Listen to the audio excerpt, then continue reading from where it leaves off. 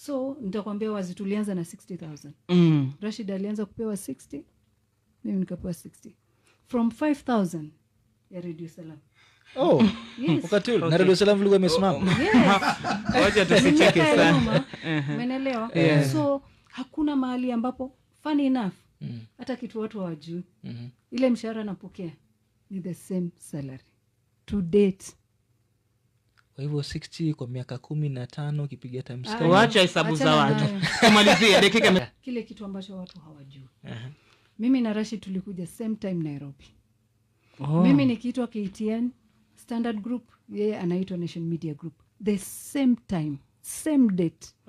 Mzunguka na nyota. Umeelewa? Tunashukuru wallahi, tunashukuru. Alhamdulillah.